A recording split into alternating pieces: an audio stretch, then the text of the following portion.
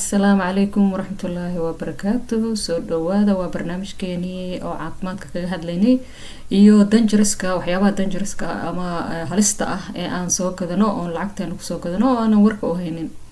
Maanta waxaan idin wadaa alaab aad danjar ah oo kansarka laga qaado oo xataa European country-ga laga reebay, xataa America qaar laga reebay way jiraan.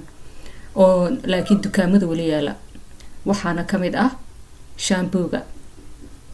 shampoo badan waliba shampooyinka la yiraahdo dry shampoo hadaad aragto company kasta ha ahaado dry shampoo ka fogow, waliga dry shampoo ha isticmaalin.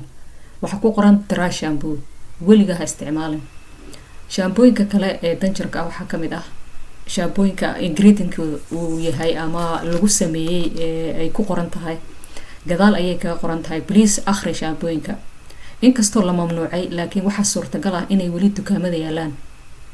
ilaa dadka qaarkood ayaa wali gada ama waxa laga yaabaa inay wadamada kala geeyaan. hadii Europe laga mamnuucay, waxa laga yaabaa in wadamada kale loo qaado sida Africa oo kale ama Hindiya ama Carabaha, meelahaas inay wali yaalaan dukaamadooda oo lagu gado ayaa suurtagal ah. marka waxaan kaaga digayaa walaalayaal, si fiican u dhageysta. waxaan idin kaga digayaa inaad akhrisaan shampooyin kastaba horta iska akhriya.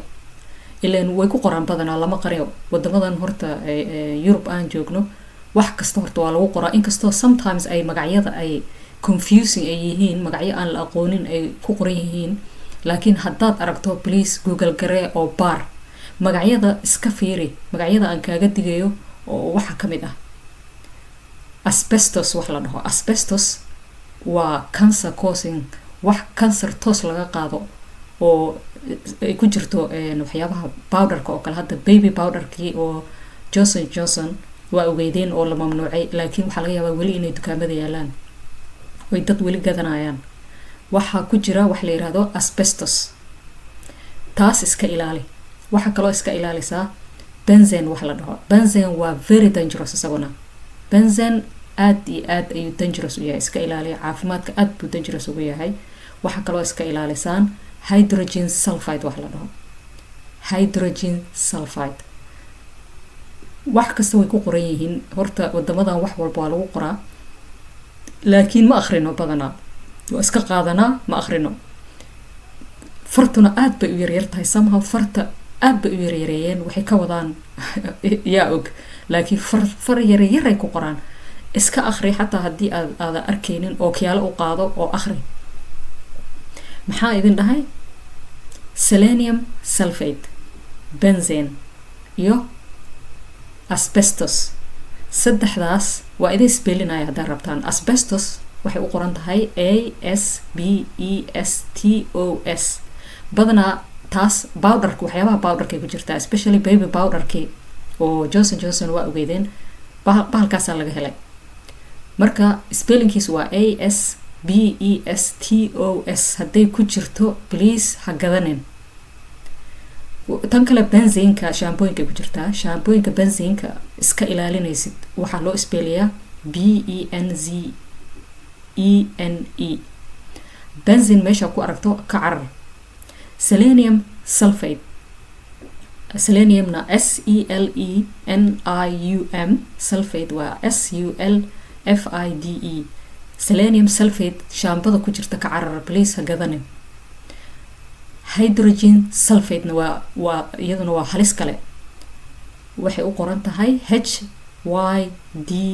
HYDROGEN S sulfate SULFIDE. haddii aad ku aragto please ha gadanin.